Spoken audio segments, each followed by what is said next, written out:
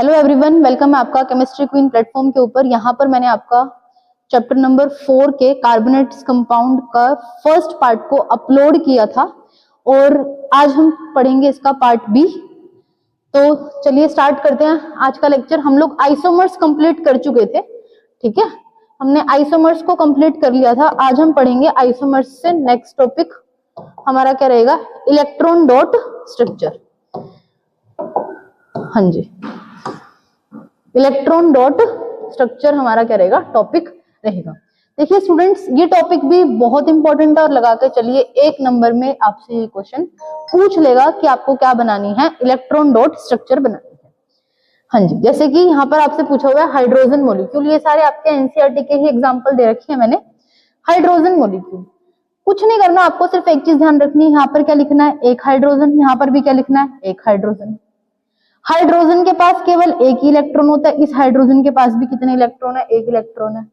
तो आपको क्या करना है, यहां पर क्या दिखा रखा है, ये क्रॉस दिखा रखा है। एक बार इसको ऐसे बना दो, एक बार इसको ऐसे बना दो, मतलब एक बार इस हाइड्रोजन के दोनों इलेक्ट्रॉन दिखा दो और एक बार इस हाइड्रोजन के पास दोनों इलेक्ट्रॉन दिखा दो। तो क्या बन जाएगा आपका H2 मॉलिक्यूल बन जाएगा। क्या बन जाएगा, H2 मॉलिक्यूल बन जाएगा। आगे देखो, अगर हम बात करते हैं ऑक्सीजन की, ये हमारे पास क्या है, ऑक्सीजन है, यहां पर भी क्या है, ऑक्सीजन है। एक ऑक्सीजन के पास 6 वैलेंस इलेक्ट्रॉन होते हैं। कितने होते हैं, 6। तो इसके 6 वैलेंस इलेक्ट्रॉन बना दो। देखो 1 2 3 4 5 6, यहां पर भी देखो 1 2 3 4 5 6।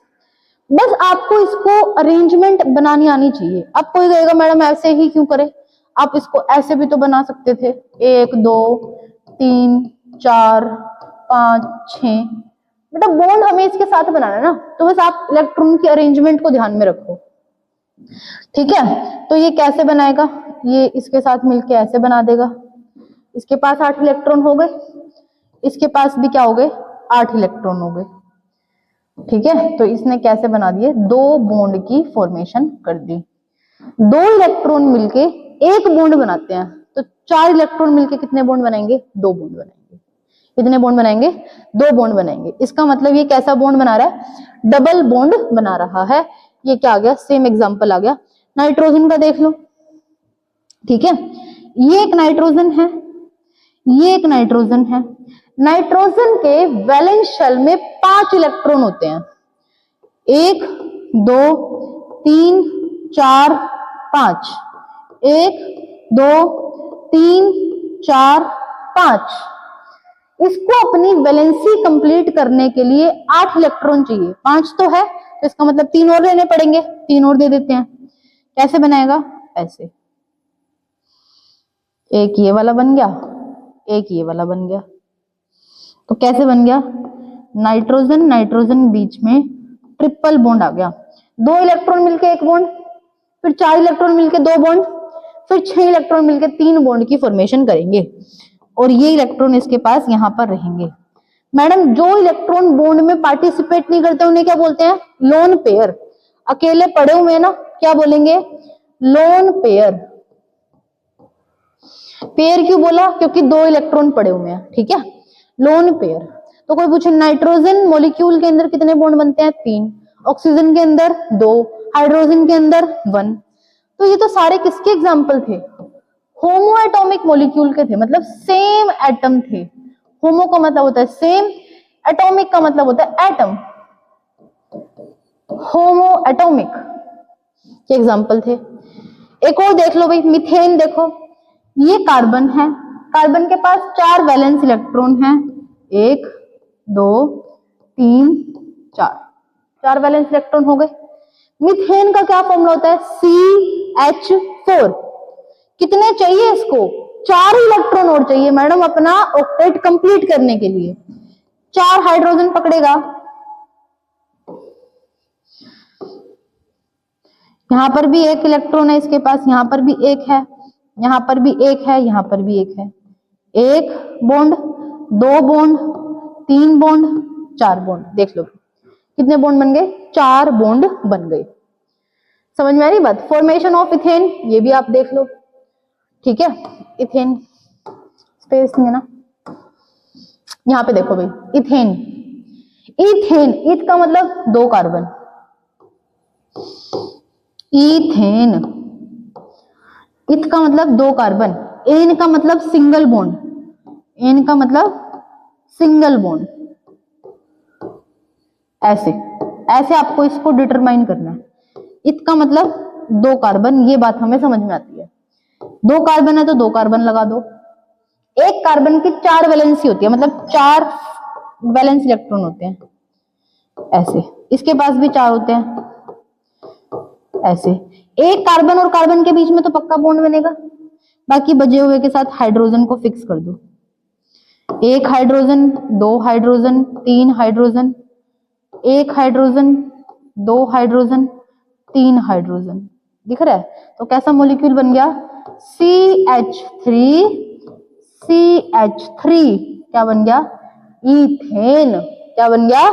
ईथेन। क्वेश्चन देखिए, right the molecular formula of the following compounds and draw there the electron dot structure. Ethane, ethane का हमने बना लिया, ये रहा। एक कार्बन है, वैलेंस इलेक्ट्रॉन देखो 1 2, यहाँ पर 3, ठीक है। और एक और था इसके पास यहाँ पर, तो कार्बन कार्बन, तो ये किसका है? इलेक्ट्रॉन डॉट स्ट्रक्चर आपका इथेन का है, ठीक है। ये किसका है? इथाइन। आइन का मतलब ट्रिपल बॉन्ड, आइन का मतलब ट्रिपल बॉन्ड, देखो 1 बॉन्ड, 2 बॉन्ड, 3 बॉन्ड। इन का मतलब डबल बॉन्ड, 1 2, कितना बॉन्ड बन गया? डबल बॉन्ड, ठीक है। और इसका मतलब सिंगल बॉन्ड, अगर मैं इस इलेक्ट्रॉन को यहाँ पर लगाऊं, इसको यहाँ पर, तो क्या बनेगा इनके बीच में? Single bond. इथेन, इथीन और इथाइन, ये आपको पता होना चाहिए, ठीक है। नेक्स्ट आ जाइए, chemical properties of the carbon, chemical properties of the carbon compounds. हाँ जी, अब आपको पढ़नी है इनकी केमिकल प्रॉपर्टीज। आपने क्या क्या पढ़ा अभी तक? हम क्या पढ़ चुके हैं? हमने कार्बन के बारे में पढ़ा कि कार्बन क्या है, फिर हमने पढ़ा कार्बन कहाँ पर पाया जाता है, कार्बन किस फॉर्म में पाया जाता है, कार्बन इतने ज्यादा अमाउंट में कंपाउंड क्यों बनाता है, कार्बन के कंपाउंड को क्या बोलते हैं, कार्बन के हाइड्रोजन के कंपाउंड को क्या बोलते हैं, एलिफेटिक कंपाउंड कौन से हैं, ठीक है, साइक्लिक कंपाउंड कौन से हैं, हमने ये सब बातें पढ़ी। उसके बाद हमने क्या पढ़ा? हाइड्रोकार्बन्स पढ़ा, अनसैचुरेटेड कंपाउंड कौन से हैं, सैचुरेटेड कंपाउंड कौन से हैं, ठीक है। कार्बन की प्रॉपर्टीज को पढ़ा। फिर हमने IUPAC नोमेनक्लेचर पढ़ा कि भाई किसी भी कंपाउंड की नेमिंग हम लोग कैसे कर सकते हैं। फिर हमने क्या पढ़ा?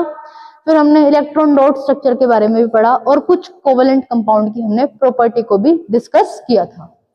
तो आ जाइए इस चैप्टर के नेक्स्ट पार्ट पे चलते हैं, chemical properties of the compound. सबसे पहली ही प्रॉपर्टी है कंबशन। कंबशन का मतलब होता है जलाना, किसी भी चीज को जला देना, क्या कहलाता है? Combustion. Carbon burns in oxygen to give the carbon dioxide along with the release of heat and light. कोई पूछता है कंबशन को ऑक्सीजन की प्रेजेंस में क्या कर रहे हैं? रिएक्ट करवा रहे हैं। ऑक्सीडेशन में भी यही होता है। देखिए कंबशन और ऑक्सीडेशन में एक ही फर्क है आपका, ये आपका क्या है? कंबशन, और यहां पर क्या है आपका? ऑक्सीडेशन। सुनना मेरी बात ध्यान से, यहां पर भी क्या होता है? ऑर्गेनिक कंपाउंड, यहां पर भी क्या है? कोई भी ऑर्गेनिक कंपाउंड।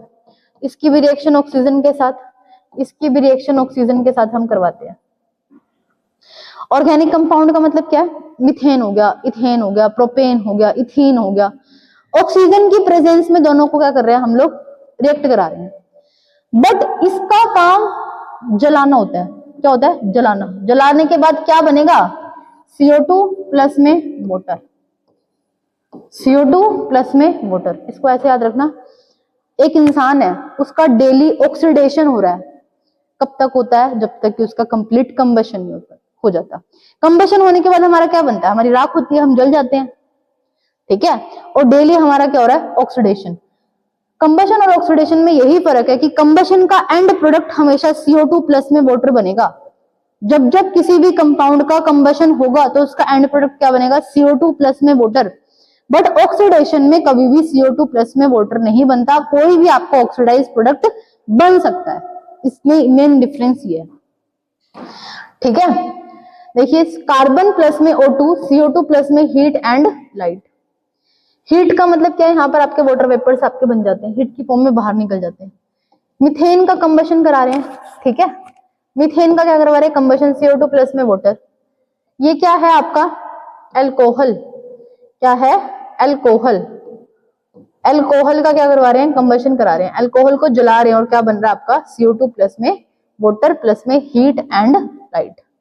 तो ये क्या हो गया आपका कंबशन हो गया, क्या होगा कंबशन। कंबशन का मतलब होता है किसी भी चीज को जलाना, किसी प्रेजेंस में, ऑक्सीजन की प्रेजेंस में। कोई चीज जल ही तक सकती है जब क्या हो, वहां पर ऑक्सीजन हो, क्या हो ऑक्सीजन हो, और प्रोडक्ट क्या बनेगा CO2 प्लस में वाटर, CO2 प्लस में वाटर। ये बात आपको ध्यान रखनी है। Combustion can be of two types, दो प्रकार का हो सकता है, complete combustion, incomplete combustion. Occurs in an unlimited supply of air.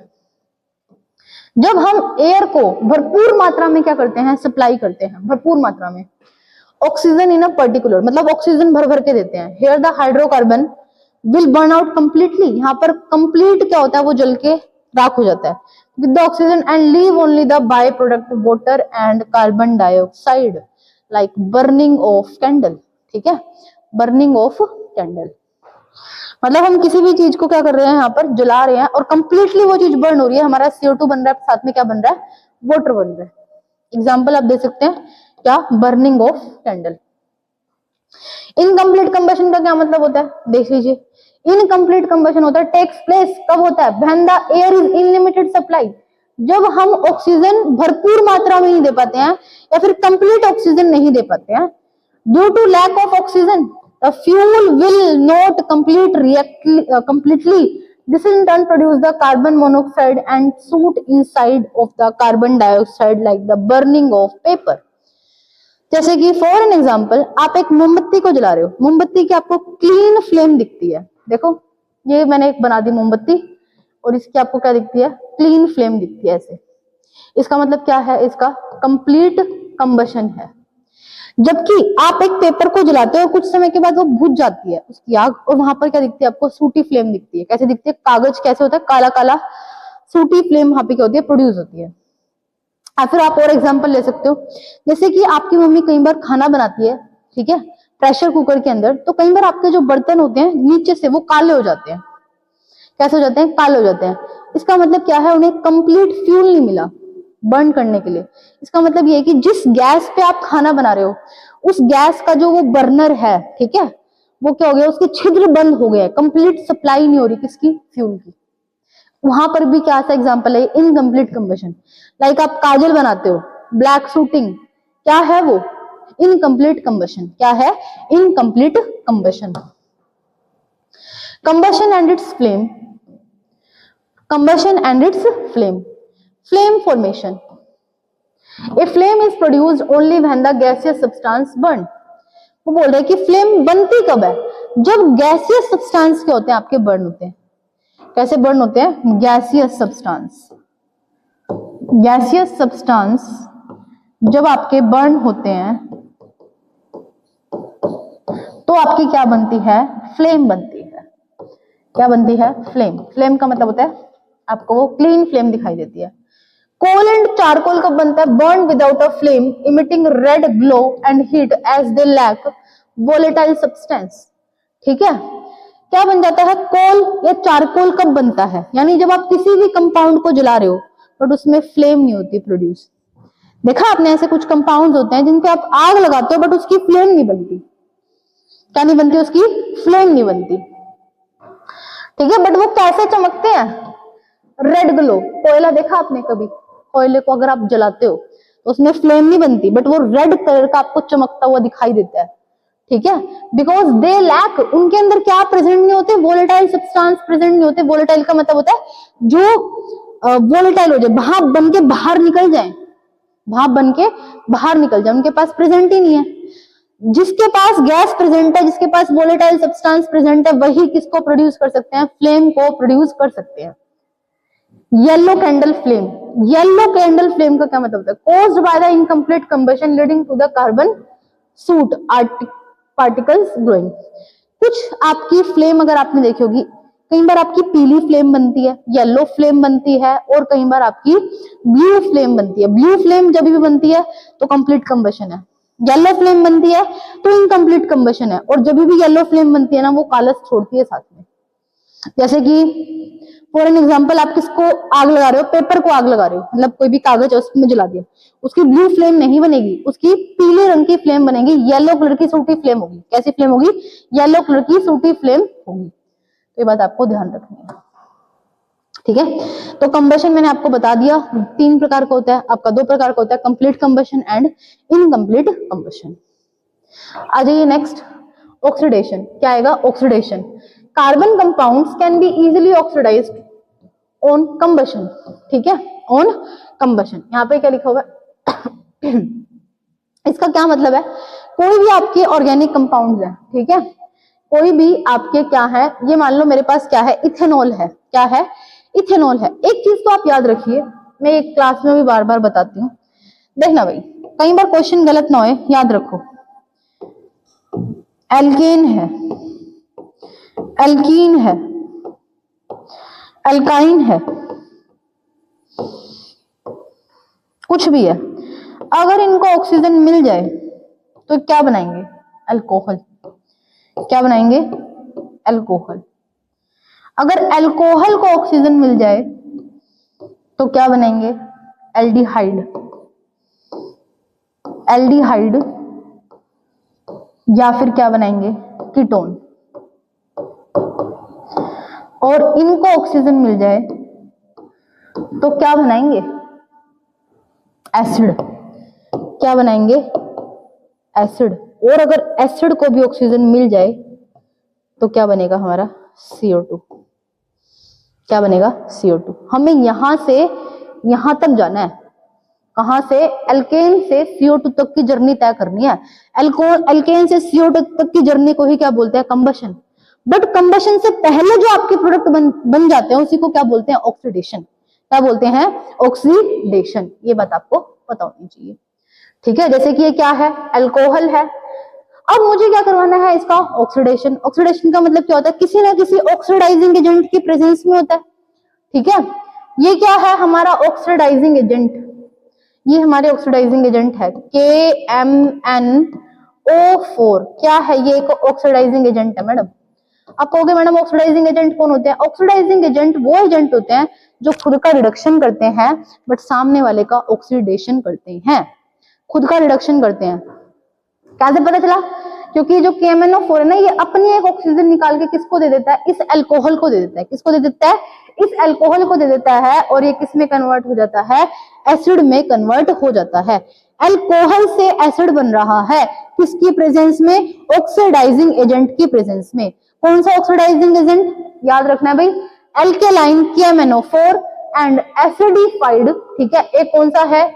K2Cr2O7, ठीक है, पोटेशियम डाइक्रोमेट।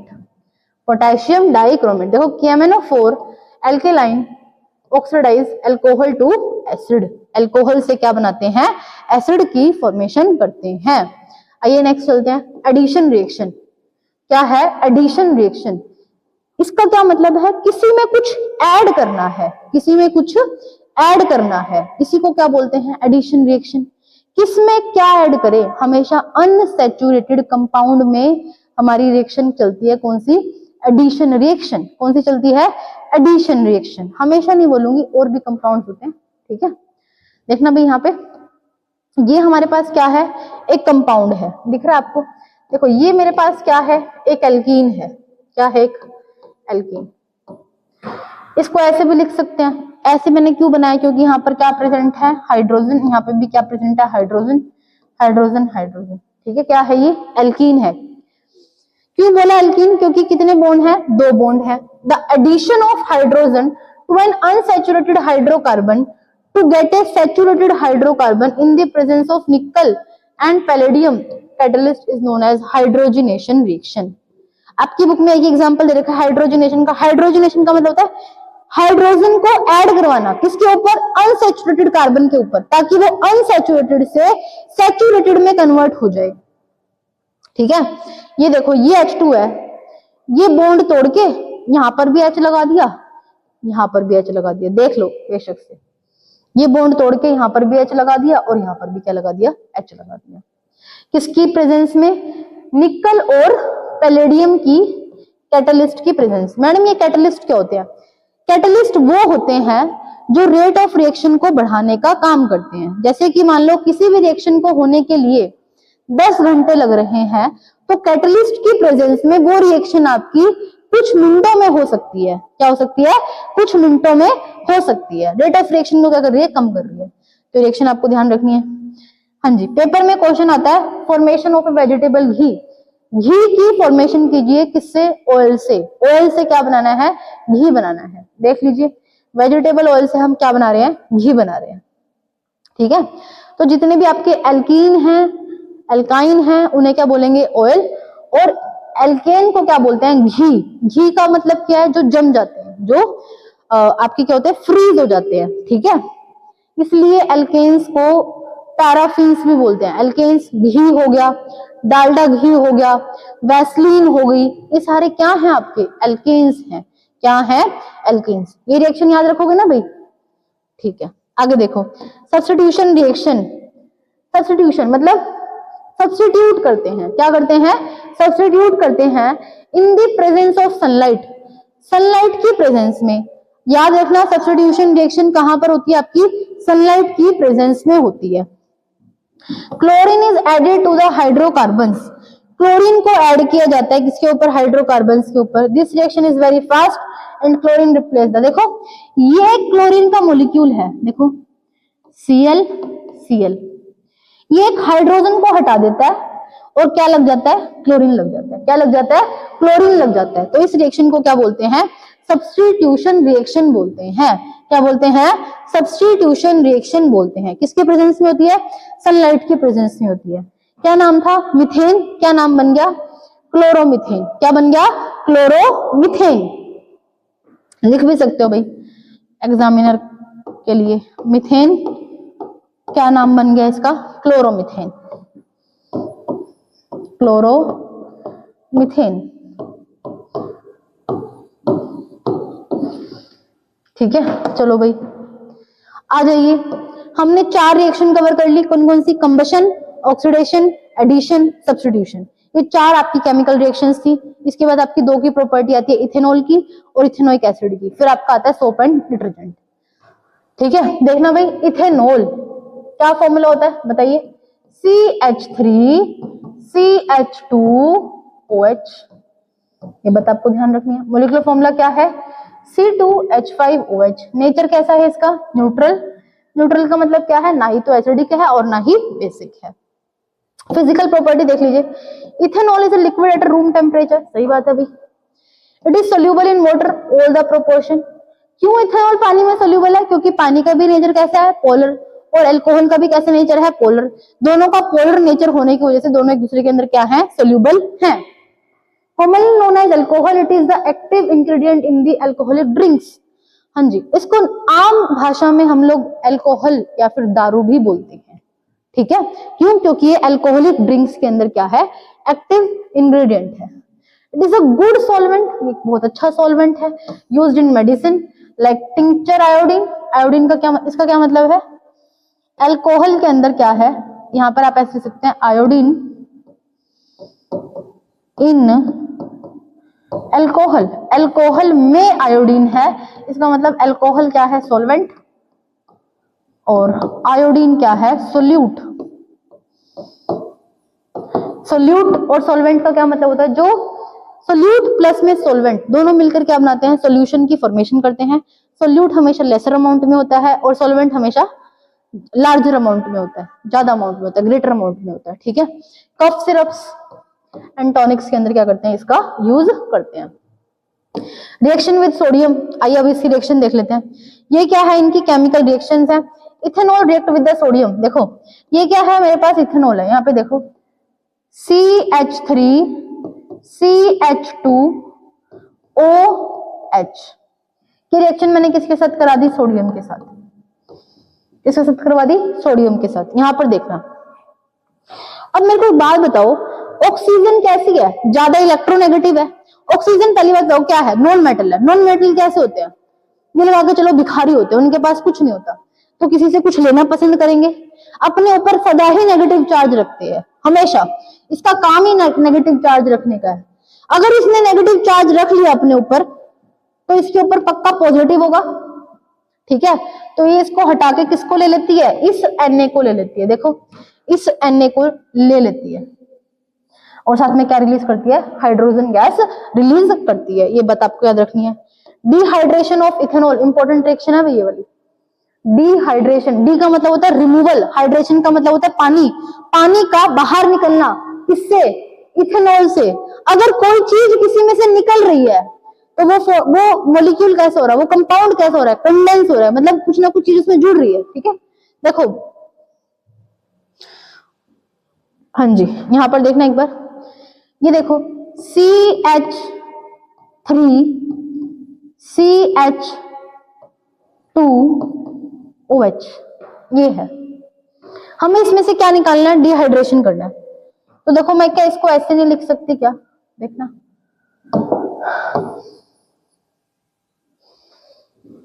थोड़ा कलर चेंज करते हैं।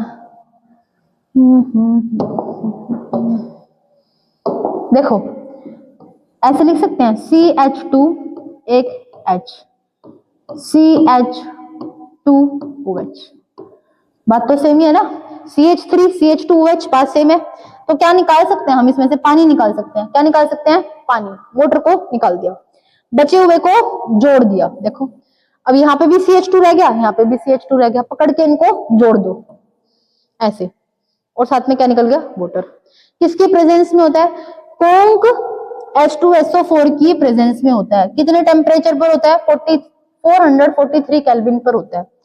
ये बात याद रखनी है। किसका काम करता है, H2SO4 डिहाइड्रेटिंग एजेंट का काम करता है। किसका काम करता है, डी का मतलब होता है रिमूवल, हाइड्रेशन का मतलब होता है पानी, पानी को निकालने का काम करता है कौन, ये acid H2SO4। Effects of ethanol on the human body, आइए अब इनके कुछ इफेक्ट्स देख लेते हैं जो कि आपके एनसीईआरटी के एक डब्बे के अंदर दे रखे हैं बंद करके, ये वो वाले इफेक्ट्स हैं। आओ देखते हैं। Effects of the ethanol on the human body, large quantity of the ethanol slow down the metabolism and depress the nervous system. जब कोई आदमी ज्यादा मात्रा में अल्कोहल पी लेता है तो आप देखते हो ना वो एकदम कैसा हो जाता है, बेवड़े जैसा हो जाता है, कुछ कुछ कुछ कुछ बोलता है, ठीक है। तो इसका मतलब वो डिप्रेस कर रहा है, सप्रेस कर रहा है किसको, हमारे सेंट्रल नर्वस सिस्टम को। इसको डिप्रेस करता है सेंट्रल नर्वस सिस्टम को। Causes the lack of coordination, उसको कोऑर्डिनेशन नहीं रहता, ऐसे हिलता रहता है ना वो, कोऑर्डिनेशन भी खत्म हो जाता है। Confusion, mentally confuse, drowsiness, sir भारी भारी रहता है, इंपेयर्ड जजमेंट, उसका जजमेंट भी खराब हो जाता है। Leads to the lower inhibition and stupor. Stupor का मतलब होता है एक स्टेट ऑफ अनकॉन्शियसनेस, उसकी चेतना गायब हो जाती है, वो अवचेतन मन में रहता है। कैसे रहता है, अवचेतन मन में रहता है। टॉक्सिसिटी ऑफ द मिथेनॉल, भाई इथेनॉल पी लिया तो ठीक है, कोई बात नहीं, तेरे को इतनी दिक्कत होगी, बट अगर कोई मिथेनॉल पी ले तो, मिथेनॉल का फॉर्मूला बताइए भाई, ठीक है, CH3OH। ये तो और भी हानिकारक है अगर ये कोई पी ले तो। Unlike ethanol, even small amount of the methanol can be deadly. अगर आपने इथेनॉल की बजाय गलती से मिथेनॉल पी लिया और बिल्कुल थोड़ी सी मात्रा में पी लिया तो आप मर सकते हो, ठीक है। Methanol is oxidised to the methanol in the liver which react with the cell components. देखिए होता क्या है, जैसे आपने क्या किया, मिथेनॉल को कंज्यूम कर लिया, मान लो पी लिया, तो ये क्या करता है, हमारी बॉडी में क्या प्रेजेंट है, ऑक्सीजन प्रेजेंट है। ये क्या करता है, अल्कोहल ऑक्सीडाइज हो जाता है, किस में बदल जाता है, इथेनॉल में, मिथेनॉल में बदल जाता है इसके अंदर। और ये क्या करता है, ये बहुत हानिकारक कंपाउंड होता है, बहुत हाईली डेंजरस सब्सटेंस है, कौन, मिथेनॉल। ये मिथेनॉल क्या करता है, हमारे प्रोटोप्लाज्म को ऐसे सिकोड़ लेता है, हमारे सेल का जो प्रोटोप्लाज्म है ना उसको ऐसे क्रश कर देता है, ऐसे बंद कर लेता है, जैसे कि एक एग सॉलिडिफाइड हो जाता है। जैसे एक एग पोर्च होता है ना, जब आप उबलते अंडे को डालते हो वैसे सिकुड़ जाता है, तो ऐसे ही हो जाता है ये, ठीक है। And damage the optic nerve and leading to the blindness, जिसकी वजह से ब्लाइंडनेस, हम अंधे भी हो सकते हैं। कैसे हो सकते हैं, हम अंधे भी हो सकते हैं, ये बात आपको ध्यान रखनी है। डीनेचर्ड अल्कोहल कौन सी होती है, denatured. Ethanol is used as the industrial solvent but to prevent from the misuse it is denatured. देखिए होता क्या है, अब मान लो इथेनॉल का ट्रांसपोर्ट हो रहा है, मान लो आप क्या कर रहे हो, आपको बड़ा ऑर्डर मिला, आपको बोला गया है कि आपको इथेनॉल को ट्रांसपोर्ट करना है। तो मान लो कोई ड्राइवर है, ठीक है, कोई कंडक्टर है, वो क्या कर सकते हैं, इथेनॉल का मिसयूज भी तो कर सकते हैं ना। क्या पता कोई रास्ते में पी ले, मान लो मैं स्कूल में लैब में एक्सपेरिमेंट कर रही हूँ, कोई बच्चा पीछे से ही पी ले, तो इसलिए अल्कोहल को क्या किया जाता है, डीनेचर्ड किया जाता है। क्या किया जाता है, डीनेचर्ड किया जाता है। डीनेचर्ड का मतलब समझो, यहाँ पे क्या होता है, उसकी नेचर को रिमूव किया जाता है। Methanol and dyes are added to make the poisonous and easily identifiable by the blue colour, ठीक है। इसलिए उसके अंदर छोटी से अमाउंट में, बिल्कुल थोड़े से अमाउंट में क्या ऐड की जाती है, डाई या मिथेनॉल को ऐड किया जाता है, ताकि जो कोई भी कंडक्टर है, ड्राइवर है या फिर कोई भी है, उसको पिए ना। और उसका कैसा कलर हमें दिखता है, ब्लू कलर दिखता है। ये बात आपको याद रखनी है। आ जाइए भाई, इथेनोइक एसिड, ठीक है, इथेनोइक एसिड, ये आपने देखा भी होगा ब्लू कलर वाला।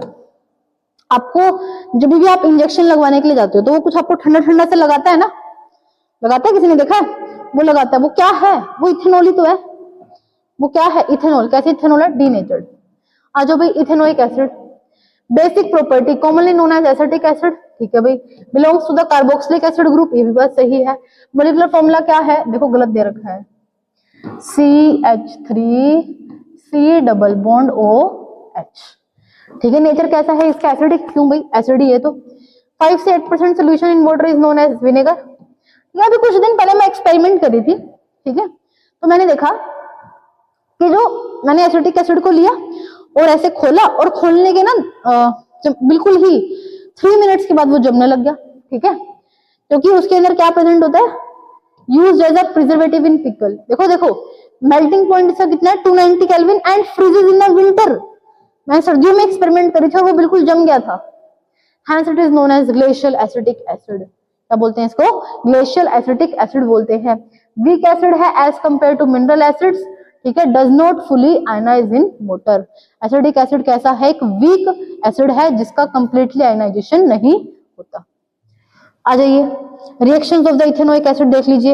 एस्टेरिफिकेशन रिएक्शन, एस्टेरिफिकेशन, एस्टेरिफिकेशन का मतलब क्या होता है, एस्टर बनाना है। हमें क्या बनाना है, एस्टर, एस्टर बनाना है। तो क्या चाहिए, एसिड चाहिए और साथ में क्या चाहिए, अल्कोहल चाहिए। क्या चाहिए, एसिड और अल्कोहल। देखो ये क्या है, एसिड, ये क्या है, अल्कोहल, दोनों मिलके क्या बनाएंगे, एस्टर, और साथ में क्या निकालेंगे, वाटर। आओ बना के देखते हैं, थोड़ा स्पेस ले लेती हूँ मैं। देखो देखो भाई, बनाते हैं। हमें क्या चाहिए, एसिड, लिखो पहले acid, CH3C double bond OH, मैंने ले लिया क्या, एसिटिक एसिड। ये क्या है, एसिटिक एसिड। इंपॉर्टेंट है ये रिएक्शन, देख लो सारे।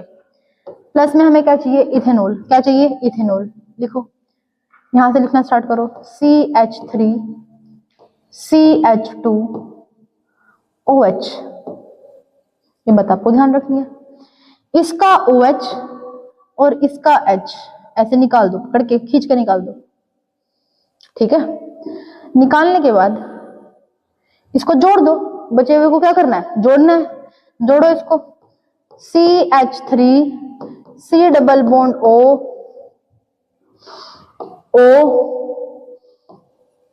ठीक है, यहाँ पर CH2CH3 प्लस में H2O। इसी को क्या बोलते हैं, एस्टर। क्या बोलते हैं, एस्टर। नाम क्या है मैडम इस एस्टर का, इथाइल एसीटेट, इथाइल एसीटेट। देखो ये ग्रुप है, इसको क्या बोलते हैं, इथाइल ग्रुप।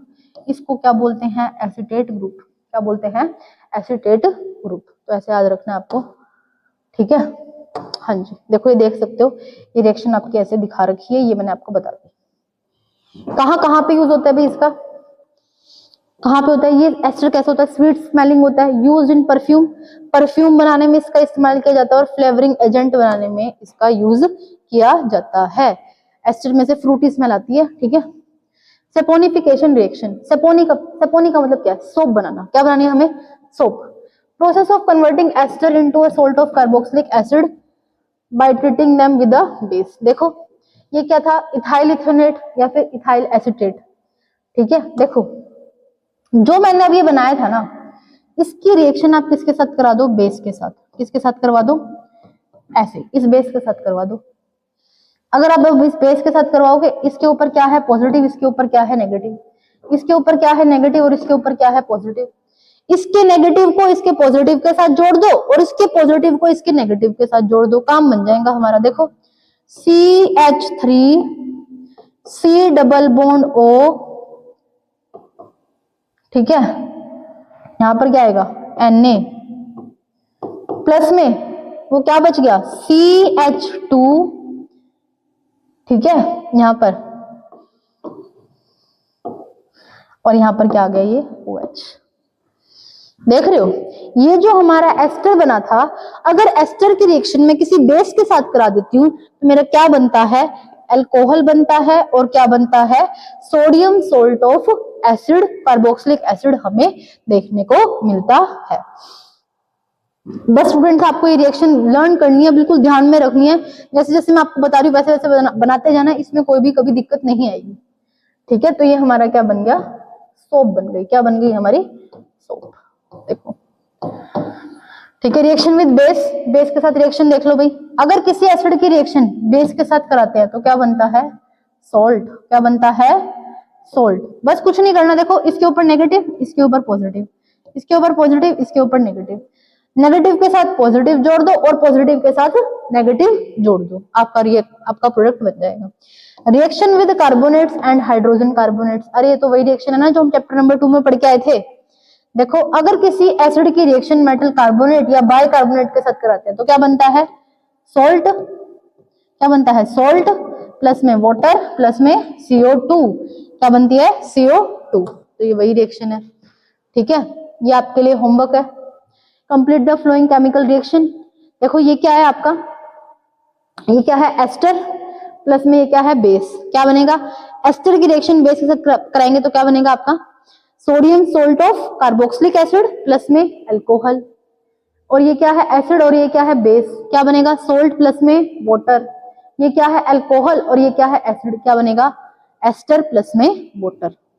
देखिए ये इसके क्या है प्रोडक्ट, आप इनको बना लेना, अभी अभी हमने रिएक्शन करी है, ठीक है। तीनों ही रिएक्शन बहुत इंपॉर्टेंट है, आइए चलते हैं। हाँ जी, An organic compound X with the formula molecular formula C2H4 is commonly used as a preservative in pickle। देखिए भाई इसका प्रिजर्वेटिव हम लोग यूज करते हैं, किसको यूज करते हैं भाई प्रिजर्वेटिव के रूप में, एसिटिक एसिड, विनेगर को यूज करते हैं, किसको यूज करते हैं, विनेगर को। This compound react with the ethanol, इसकी रिएक्शन, एसिड की reaction ethanol in the presence of H2SO4 form A sweet smelling compound Y। देखो यहाँ पर क्या बनेगा, एस्टर बनेगा। ये क्या है आपका, क्या है ये अल्कोहल, ये एसिड प्लस में अल्कोहल, ये क्या बनेगा आपका एस्टर, Y क्या है आपका ये एस्टर। कर सकते हो भाई। What is the role of sulphuric acid in this reaction, बताइए भाई सल्फ्यूरिक एसिड का क्या रोल है इस रिएक्शन के अंदर, क्या रोल है, डिहाइड्रेटिंग एजेंट का काम करता है, किसका काम करता है, डिहाइड्रेटिंग एजेंट का काम करता है। देखो ये लिखा हुआ है, कैटलिस्ट एंड डिहाइड्रेटिंग एजेंट का क्या करता है, काम करता है, ठीक है। ये रिएक्शन, इस रिएक्शन को क्या बोलते हैं, एस्टेरिफिकेशन रिएक्शन बोलते हैं, ठीक है। चलो भी आगे, ये आप कर सकते हो, ये होमवर्क है अभी आपके लिए, ये सब प्रीवियस ईयर क्वेश्चन है, ठीक है। आ जाओ आगे, सोप्स एंड डिटर्जेंट, ठीक है।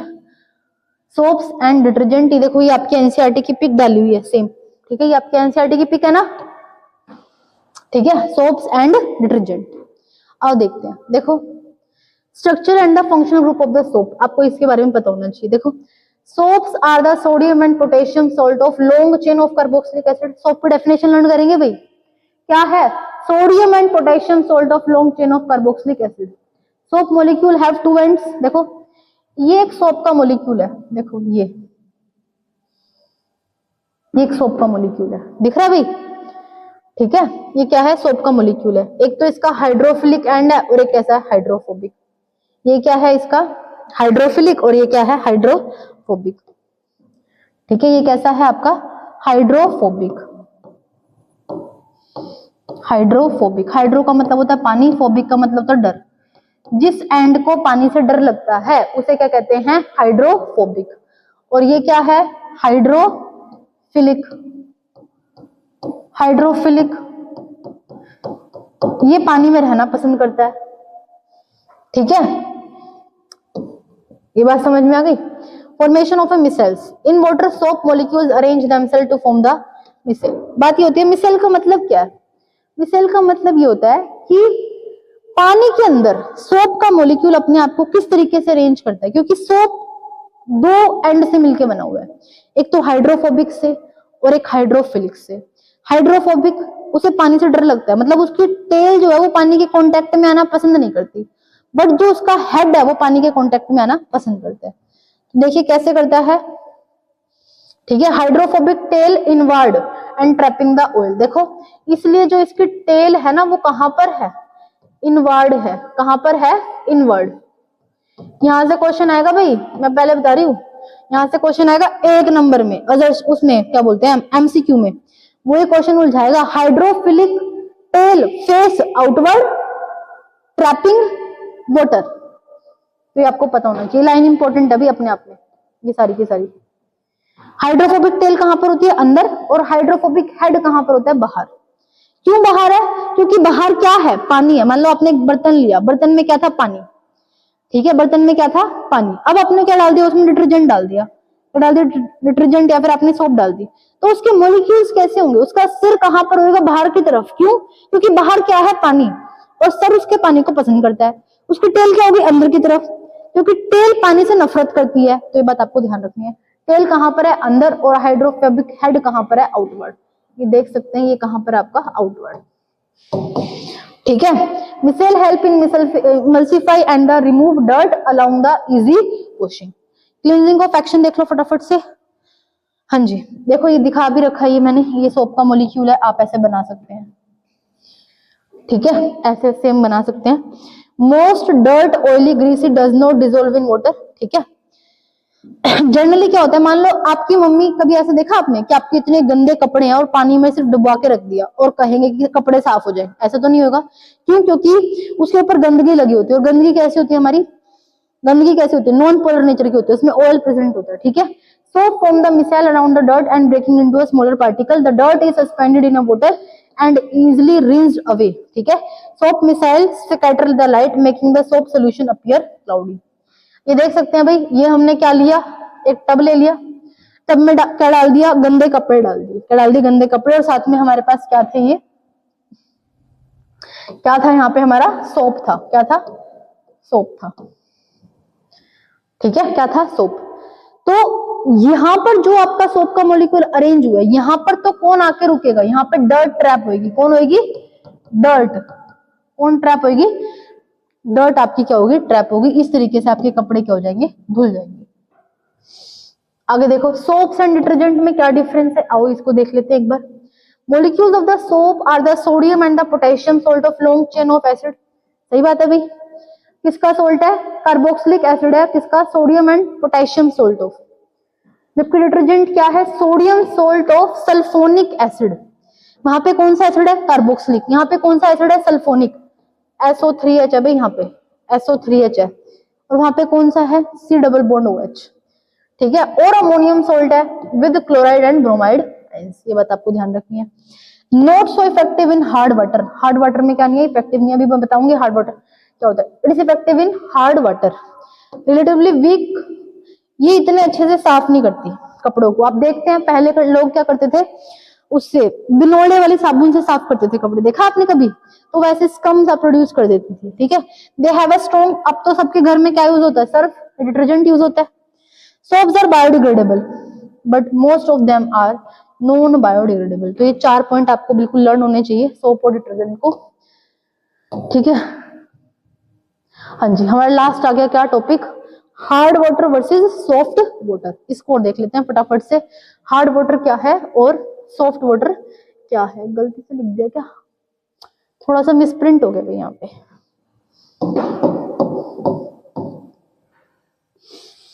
ये मैंने गलती से लिख दिया क्या, हार्ड वाटर मैग्नीशियम के। Soaps are not so effective, often has a characteristics taste ground water like the deep wells, ठीक है। Taste salty, contain sodium ions plus में। हाँ जी, यहाँ पे क्या आएगा आपका, सॉफ्ट वाटर आएगा, क्या आएगा, सॉफ्ट वाटर। ये गलती से लिख दिया डिटर्जेंट, ठीक है। यहाँ पे क्या आएगा आपका सॉफ्ट वाटर आएगा। हार्ड वाटर कैसा होता है, हाई मिनरल कंटेंट होता है इसके अंदर, मतलब मिनरल्स भर भर के होते हैं, कैल्शियम, सोडियम, पोटेशियम, ठीक है। तो यहाँ पे क्या होते हैं, contains magnesium and calcium ions. Soaps are not effective, क्योंकि उसके आयंस को ही ब्रेक करना बहुत मुश्किल हो जाता है, तो सोप्स इसमें इफेक्टिव नहीं होती। ऑफन ए कैरेक्टरिस्टिक टेस्ट, एक इसका अपना पर्टिकुलर टेस्ट होता है, like ground water like the deep wells, ठीक है। मतलब बहुत जो गहरे गहरे गड्ढे खोदे हुए हैं उनके अंदर के जो पानी को हम लोग क्या बोलते हैं यहाँ पर, हार्ड वाटर, ठीक है। It has a less mineral content, contain the सिर्फ only sodium ions. Soaps are easily effective. Taste कैसा होता है, हल्का सोल्टी होता है, जैसे कि रेन वाटर, कैसा हो गया, रेन वाटर, ठीक है। ये बात आपको ध्यान रखनी है। नेक्स्ट है, why do the soaps not work well in hard water, how the detergents are better. इसको देख लेते हैं। बिकॉज हार्ड वाटर के पास क्या होता है, कैल्शियम और मैग्नीशियम आयंस होते हैं। ये आयंस रिएक्ट करते हैं किसके साथ, सोप के साथ, ठीक है, to form the insoluble precipitate known as scum. देखिए मान लेते हैं ये क्या है, हमारे पास एक हार्ड वाटर है, इसके साथ हम किसको रिएक्ट कर रहे हैं, सोप के साथ। तो सोप हार्ड वाटर के ऊपर वर्क नहीं करती, क्योंकि हार्ड वाटर में क्या प्रेजेंट है, कैल्शियम और मैग्नीशियम आयन प्रेजेंट है।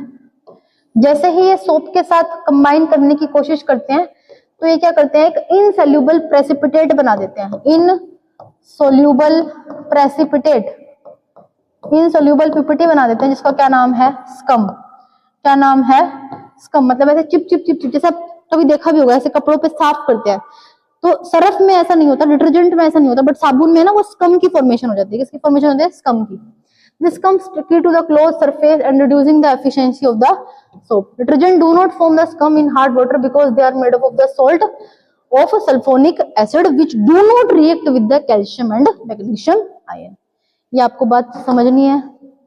अब आ जाओ last, explain the mechanism of the cleansing action of the soap.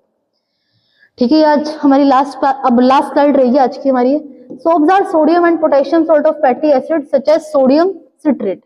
Example learn कर लो भी आप, सोप का एग्जाम्पल लर्न कर लो, क्या, citrate, C17H35 C double bond Na।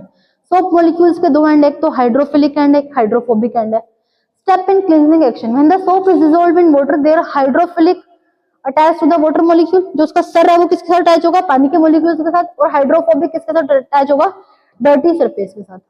Soap molecule form the cluster, जिसको हम लोग क्या कहते हैं, missile, where the hydrophobic ends buried inside। मतलब समझ में आ रही बात। देखो ये वाले एंड कैसे हैं, ये वाले सारे एंड कैसे हैं, ये जो ऐसे ऐसे आपको दिख रहे हैं, ये हाइड्रोफोबिक है। कैसे हैं, हाइड्रोफोबिक, सेम है जो कि मैंने अभी आपको बताया था, ठीक है। और ये वाले कैसे हैं आपके, हाइड्रोफिलिक। ये बात आपको ध्यान रखनी है भाई, ये कैसे हैं, हाइड्रोफिलिक, ठीक है।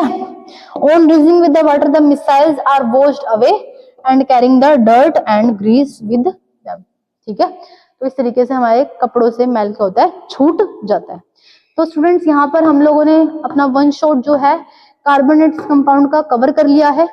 हमने इस चैप्टर को पूरे 3 पार्ट्स में डिवाइड किया था, ठीक है। जहां पर हमने क्या पढ़ा, फर्स्ट इसके बारे में हमने पढ़ा था क्या, कार्बोनेट्स कंपाउंड की कुछ प्रॉपर्टीज को डिस्कस किया था।